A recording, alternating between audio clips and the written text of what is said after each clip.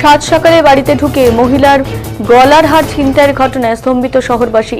ঘটনাটি ঘটেছে শিলিগুড়ি পৌর নিগমের 23 নম্বর ওয়ার্ড মহিলা কলেজ সংলগ্ন এলাকায় একটি বাড়িতে। জানা গেছে, এই বাড়িতেই একটি মুদির দোকানে একাধিকবার জিনিস নেওয়ার নাম করে দুই যুবক সকাল থেকে অতিষ্ঠ করে তোলে ওই দোকানের মহিলাকে। অভিযোগ কখনো দেশলাই, কখনো ক্রিম বিস্কিট, কখনো বা তামাক জাতীয় দ্রব্য চেয়ে বিরক্ত করেন সুজাতা সাহাকে। এরপর এক প্রকার বিরক্ত হয়ে একটি দেশলাই দিয়ে বাড়ির ভেতরে চলে যান সুজাতা। তারপর শটাং বাড়ির ভেতরেই প্রবেশ করে ওই দুই যুবক। নানান কথার ছলে গলার থেকে সোনার চেন নিয়ে চম্পট দেয় ওই দুই যুবক। জানা গেছে, এরপরেই দুই যুবকের পেছনে ধাওয়া করেন এলাকার প্রাতঃভ্রমণে বেরিয়ে আসা এক ব্যক্তি। এরপরে ধরেও ফেলেন তাকে। এরপরে সজোরে ধাক্কা দিয়ে ওই ব্যক্তিকে সরিয়ে সেই জায়গা থেকে স্কুটি নিয়ে চম্পট দেয় দুই যুবক। ঘটনার পরে এলাকায় চাঞ্চল্যের সৃষ্টি হয়েছে। এলাকার লোকজনের দাবি, শিলিগুড়ি পৌর নিগমের 23 নম্বর ওয়ার্ড এমন একটি জায়গা যেখানে বহিরাগতদের অবাধ প্রবেশ। সকাল 7টা বেজে 38 মিনিটে এমন ঘটনা স্তম্ভিত পৌর নিগমের 23 নম্বর ওয়ার্ড। পরপর বেশ কয়েকটি ঘটনায় স্তম্ভিত ওয়ার্ডবাসীরা। এলাকার 23 নম্বর ওয়ার্ড কমিটির সদস্য বাবলু পাল জানান, বেশ কয়েকদিন যাবৎ ভোরবেলা থেকেই 23 নম্বর ওয়ার্ডের বৈদ্যুতিক পাওয়ার কাট হয়ে আছে একটি নির্দিষ্ট সময়। আজও সকাল 6টা বেজে 35 মিনিটে পাওয়ার কাট হওয়ার পর 2 মিনিটের মধ্যেই এই ঘটনা, তাতে যোগসূত্র খুঁজছে এলাকাবাসীরা।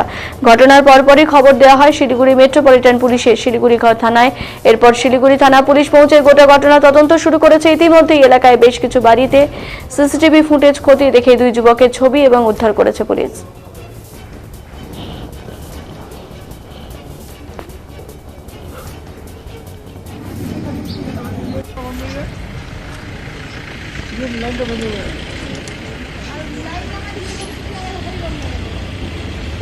সকালবেলা উঠে আমি প্রথম দেখা কালকে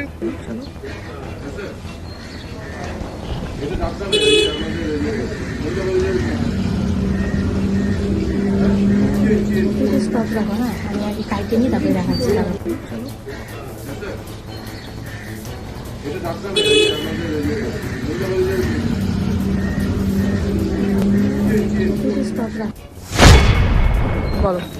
আমি বাইরে ঝাড় দিচ্ছি, তখন দুটো ছেলে ওখানটা দাঁড়ানোর পরে একটা ছেলে এসে আমাকে বললো, কাকিমা এক প্যাকেট ফ্ল্যাক্স সিগারেট দাও।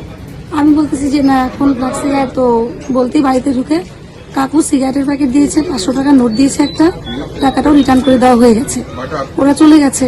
কিছুক্ষণ পরে আবার আসছে, আমি বাইরে জল টল দিচ্ছি, কিছুক্ষণ পরে আবার এসছে, এসে বলতেছে কি লাইটার দাও, তখন এখানে ঢুকে গেছে। তুমি যখন এসেছিল তুমি কি বাইরে ছিলে? আমি ঝাড় দিচ্ছিলাম। আচ্ছা। তারপর তখন এখানে লাইটার জন্য দাঁড়িয়েছিল। এখন তুমি আগে বলো না, সিগারেটের সময় লাইটারটা দেওয়া হয়ে যেত, এখন লাইটারটা দিতে পারে না, কারণ বুনুকে স্কুলে নিয়ে যাবে কাকু। তখন বলছে দাও না, সিগারেটটা ঠান্ডা লাগছে দেখে সিগারেট নিলাম, তাহলে লাইটার না হলে কি হলো, সলাই তাহলে দাও। বলছি এখন হবে না বলতে, তখন কাকু আবার তাহলে লাইটার ঘরে থেকে দিল, লাইটারটা ওখানে ধরালো, সিগারেটটা ধরে নিয়ে চলে গেছে। যাওয়ার পরে কাকু পুষ্টিকে নিয়ে চলে গেছে স্কুলে। আমি জল টল দিতে ভেতরে গেছি, জল দেওয়া হয়ে গেছে।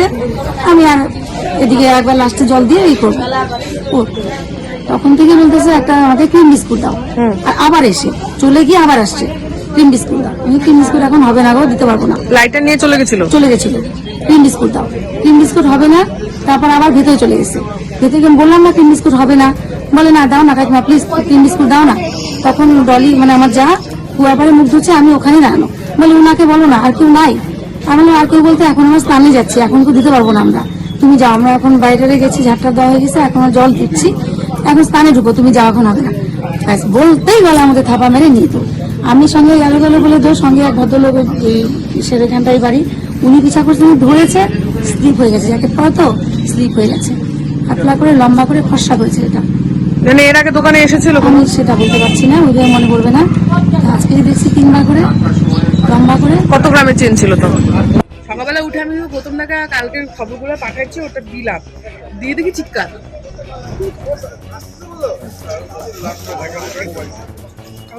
শুধু বাইকটা রাখা